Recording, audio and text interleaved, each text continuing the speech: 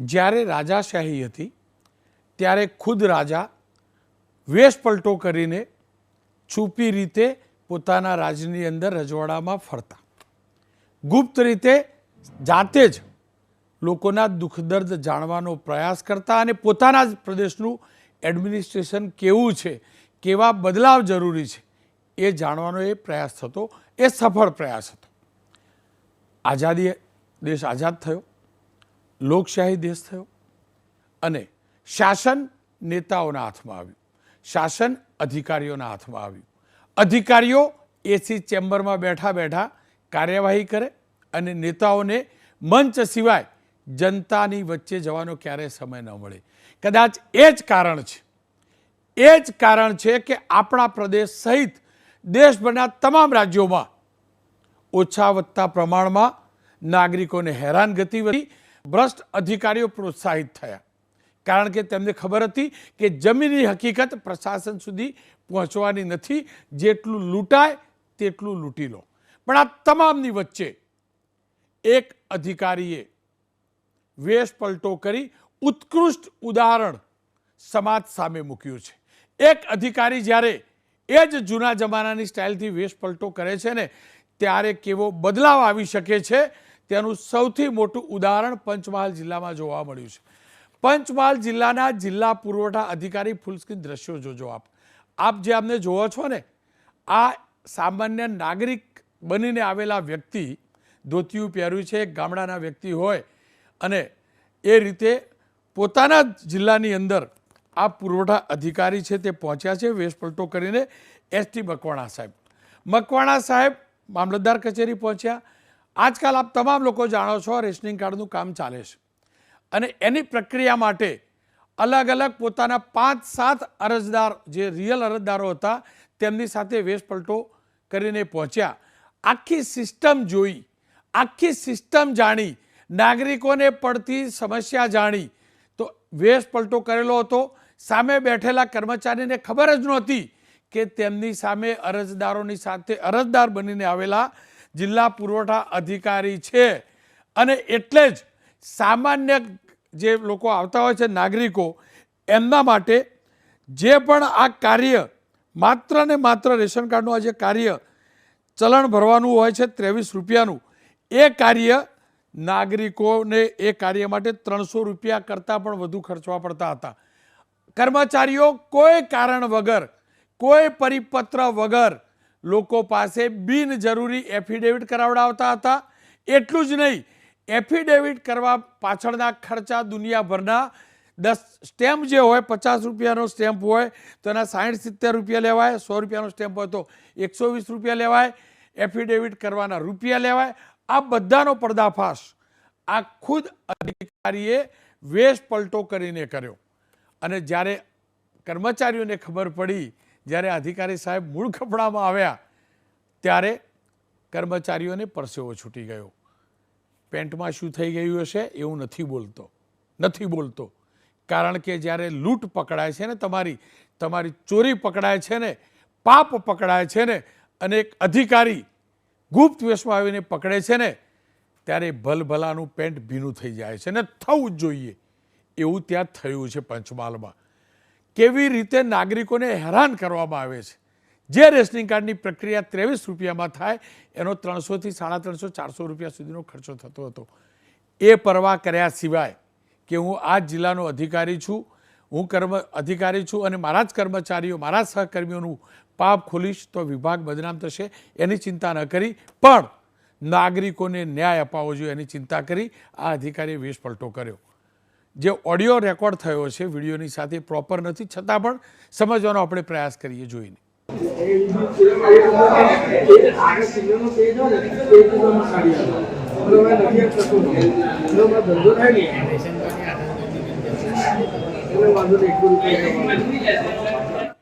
આ સરકારી બાબુ એફિડેવિટ કરવું પડશે, આમ કરવું પડશે, બધું સમજાવતા હશે. એમને ખબર જ નહીં હોય પેલા વ્યક્તિ કેટલા મોટા અધિકારી છે. ખેર, આ કેટલું જરૂરી છે. જમીન સાથે જોડાયું રહેવું, એ અધિકારી હોય કે નેતા. નાગરિકનું દર્દ નાગરિક પાસે જઈને જાણવું, સમજવું અને રિયલમાં સમજવું, દેખાવ પૂરતું નહીં, એમાં ઘણો ફરક છે.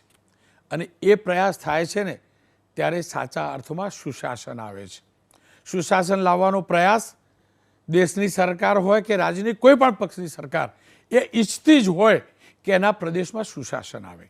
પણ સમસ્યા મેં કહ્યું તેમ અધિકારીઓ એસી ચેમ્બરમાંથી બહાર નીકળતા નથી, નેતાઓ ક્યારે મંચ છોડતા નથી, અને એટલે જ નાગરિકનું દર્દ દિલમાં રહી જાય છે અને ખિસ્સું નાગરિકનું ખાલી થાય છે અને જૂતા ઘસાઈ જાય છે. સરકારી ઓફિસોના ચક્કર મારી મારીને પગરખા ઘસાઈ જાય છે. આ મુદ્દે ચર્ચા કરવા ડૉક્ટર CJ ચાવડા, જેઓ ખુદ અધિકારી રહી ચૂક્યા છે, ભારતીય જનતા પક્ષના નેતા છે, ધારાસભ્ય છે, નરેન્દ્રભાઈ રાવત કોંગ્રેસના નેતા છે, અને HT મકવાણા સાહેબ જેઓ જિલ્લા પુરવઠા અધિકારી છે, જેમને આ વેશપલટો કરીને એક મોટો પર્દાફાશ કર્યો, એક ઉદાહરણરૂપ કામ કર્યું. તેમને શું જોયું, કેવી રીતે આ આઈડિયા આવ્યો, એ તમામ મુદ્દે સૌપ્રથમ તેમની સાથે વાત કરી લઈએ. મકવાણા સાહેબ, શું જરૂર પડી આ વેશપલટો કરવાનું, અને આ વેશપલટો કર્યો તો કયા કયા પ્રકારની ગેરરીતિ સામે આવી, કેવી રીતે અરજદારો હેરાન થતા હતા તે સામે આવ્યું, અને અરજદારોના રૂપિયા કેવી રીતે વેડફાતા હતા?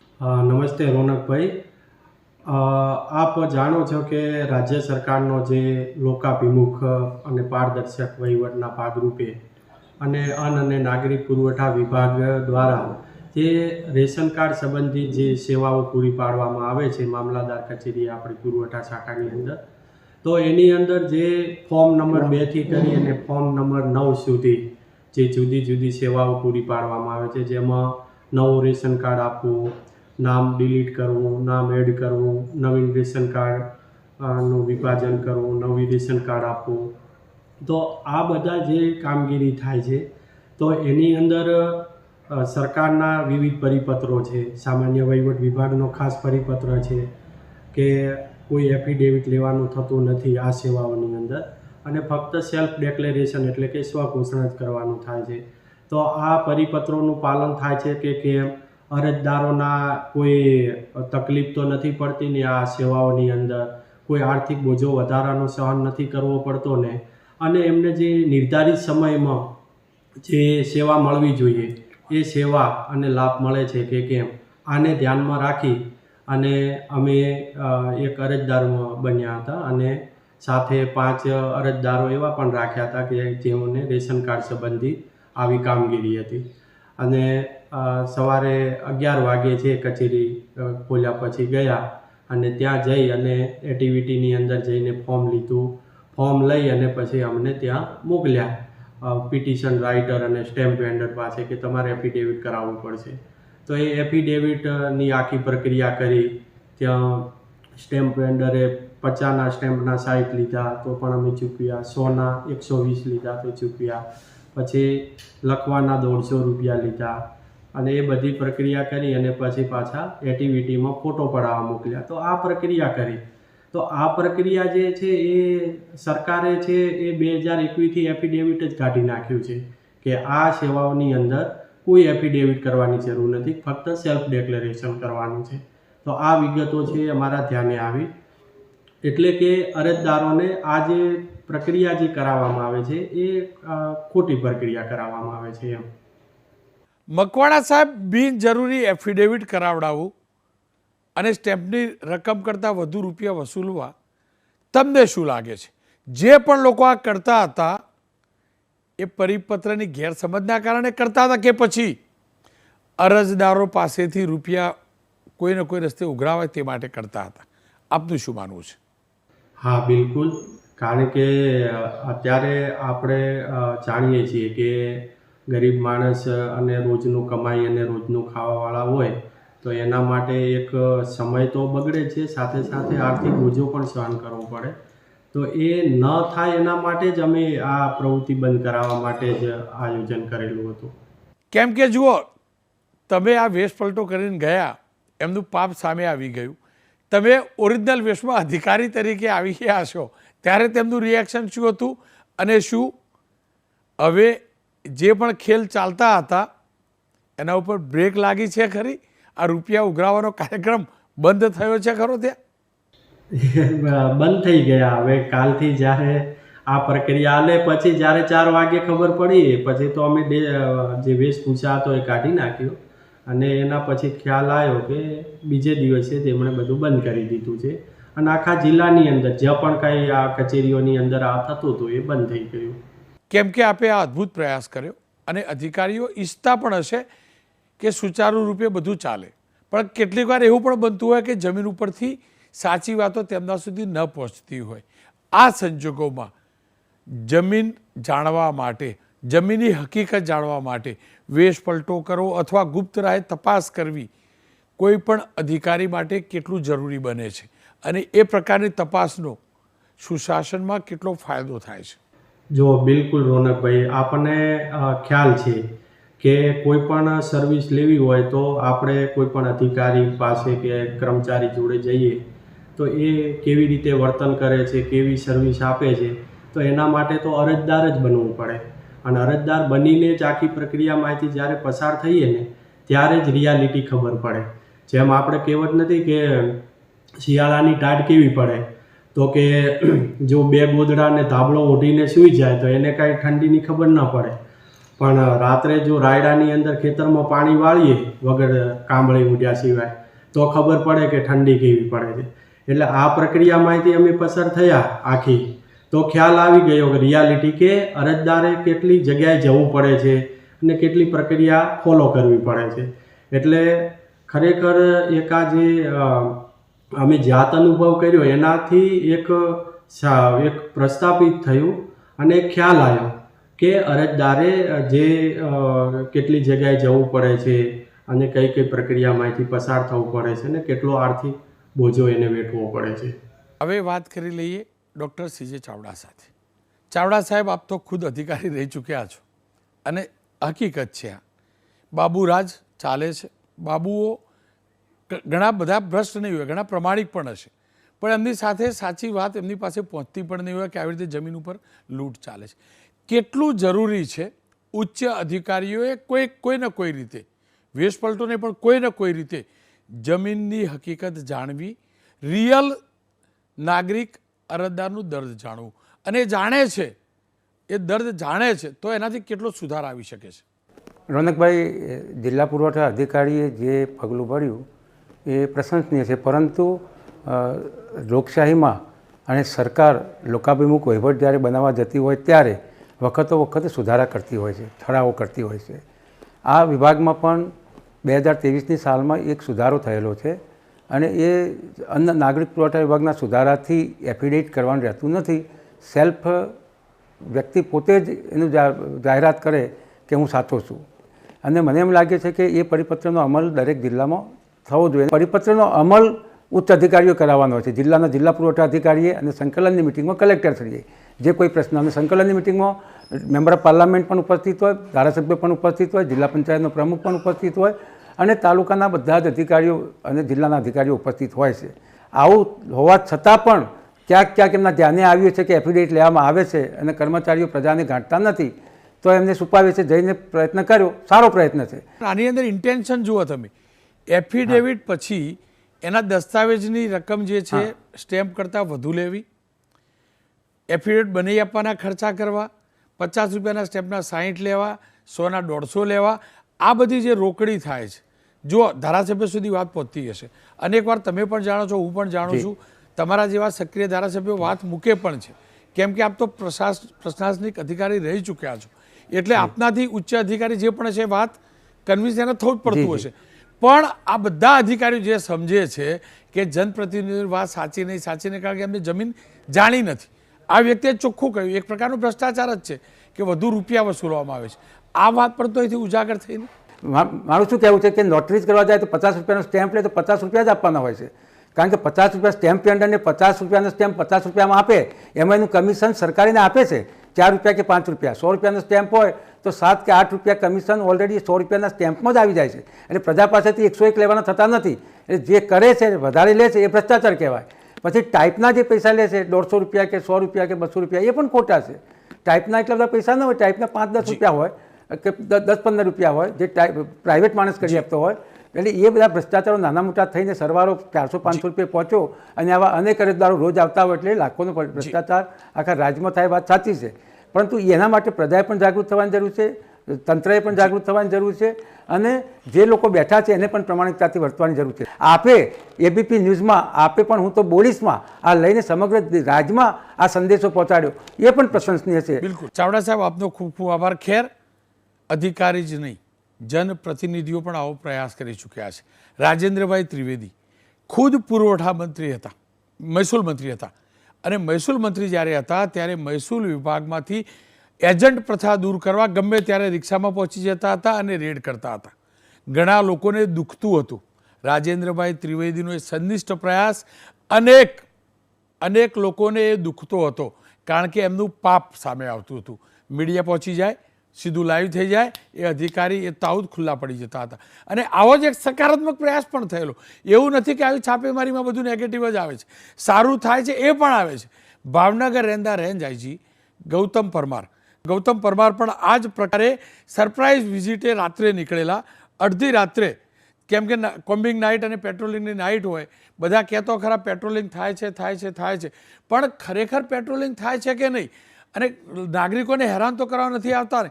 એ વેશ પલટો કરીને પહોંચ્યા ને એમને જોયું કે જે કર્મચારી છે એ કોન્સ્ટેબલ લેવલના એ કર્મચારીઓ ફરજ બજાવી રહ્યા હતા અને ચકાસણી પણ કરી રહ્યા હતા અને કોઈને હેરાનગતિ ન થાય તેવું કાર્ય પણ કરી રહ્યા હતા. અને એવા પ્રમાણિક કર્મચારીઓને ખુદ રેન્જ આઈજીએ પ્રોત્સાહિત કરી પોતાના ખિસ્સામાંથી ઇનામ આપેલું, આ પણ હકીકત છે. એટલે સારી વાતો પણ સામે આવે છે અને સારા લોકો પ્રોત્સાહિત પણ થાય છે.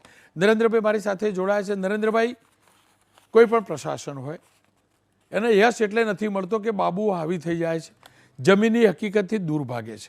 આ સંજોગોમાં આ પ્રકારના પ્રયાસ, ગુપ્ત વેશે પહોંચવું, અચાનક રેડ કરવી, આ બધું કેટલું જરૂરી છે? સૌપ્રથમ હું મકવાણા સાહેબને ખૂબ ખૂબ અભિનંદન આપું છું, કારણ કે આ જાગૃતિના કારણે સમગ્ર ગુજરાતની અંદર તમે અત્યારથી જ લોકો ચોક્કસ બની જશે. જેમ રોનકભાઈ કે હું તો બોલીશ દ્વારા તમે જે જાગૃતિ સમગ્ર ગુજરાતની અંદર અલગ અલગ મુદ્દાઓમાં વર્ષોથી જે કરી રહ્યા છો, એક પ્રકારનો આ કિસ્સો છે. સમાજમાં જાગૃતિ લાવવા માટે આ અધિકારીને તો સરકારે સન્માન કરવું જોઈએ, એને હિંમત કરી છે. અને બીજી વાત એ છે કે આવા અધિકારીઓ જે પોતે ઈચ્છાશક્તિ ધરાવતા હોય એ તો કામ કરી શકે, પરંતુ રાજકીય ઈચ્છાશક્તિ હોતી નથી. આમાં રાજકીય ઈચ્છાશક્તિની સાથે, કારણ કે અધિકારીઓ રાજકીય લોકોને ખુશ કરવા માટે કોઈ પણ પ્રકારની એ સિસ્ટમમાં જતા નથી. તમે ભ્રષ્ટાચારની વાત કરી, રાજેન્દ્ર ત્રિવેદી સાહેબ રેવન્યુ મિનિસ્ટર હતા, ગયા હતા, પરંતુ રૂપાણી સાહેબે સ્વીકાર કરેલું કે પોલીસ વિભાગ અને રેવન્યુ વિભાગમાં સૌથી મોટો ભ્રષ્ટાચાર છે.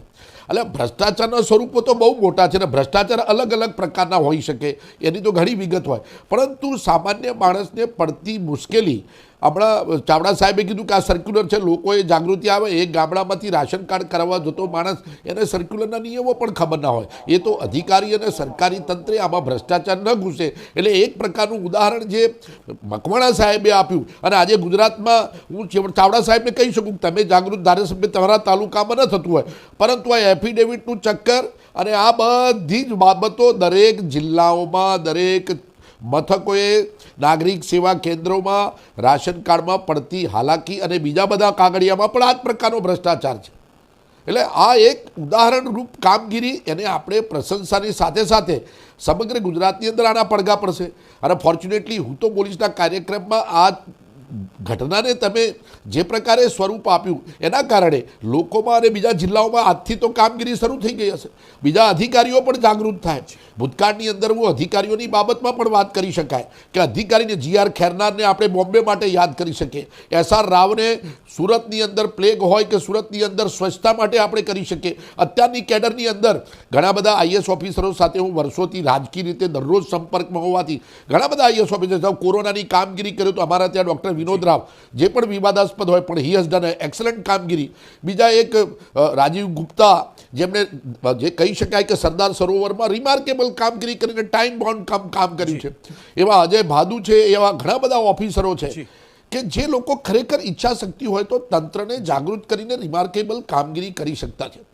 એટલે આ જે ઘટના છે એ ઘટના ખરેખર લોકોને આંખ ઉગાડનાર છે. સરકારી તંત્ર પણ જાગૃત થાય અને આ સાથે સાથે સરકારે પણ આ પ્રકારની ઘટનાથી ધ્યાનમાં રાખવું જોઈએ. આ અધિકારીની હિંમતને એવોર્ડના સ્વરૂપમાં આપવી જોઈએ.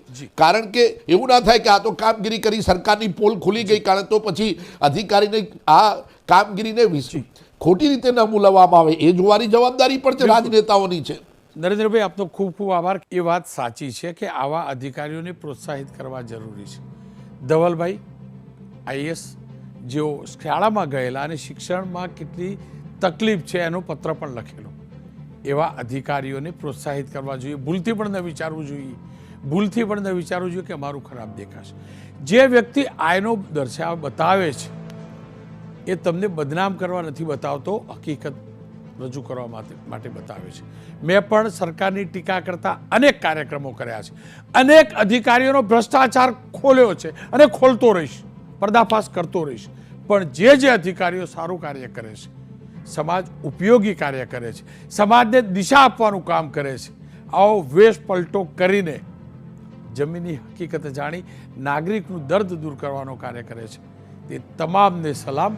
અને આ ખુદ આપણા દાદા એટલે કે ભૂપેન્દ્રભાઈ પટેલે પણ શીખવાડ્યું છે, કારણ કે તેઓ પણ થોડાક દિવસ પહેલાં આ જ રીતે અચાનક એસટીની મુલાકાતે ગયેલા, ગાંધીનગર સ્ટેશનની મુલાકાતે ગયા, જમીનની હકીકતનો તાગ મેળવવા. બસ આપણે જમીન સાથે જકડાયેલા રહીશું ને તો જમીનના પેદા થયેલા, આપણી ભૂમિમાં પેદા થયેલા આપણા લોકોની સમસ્યા આપણે સમજી શકીશું, અને સમસ્યા સમજીશું તો એનું નિરાકરણ થશે. ફરી એકવાર કહીશ, જે એફિડેવિટની જરૂર નથી એ ન કરતા, સાથે નોટરી માટે જેટલી નિર્ધારિત રકમ છે, જેટલાનો સ્ટેમ્પ છે, એટલા જ રૂપિયા આપજો. આપણે પણ જાગૃત થવું પડશે, આપણે પણ જાગૃત થવું પડશે. એવું ન હોઈ શકે કે કોઈ રૂપિયા માગે છે એટલે આપણે આપીએ છીએ. હકીકત એ પણ તો છે, આપણે આપીએ છીએ ને એટલે આપણને લૂંટવાવાળા પણ છે, એટલે લૂંટાવું નહીં, તેનું ધ્યાન રાખવું તે આપણી પણ ફરજ છે.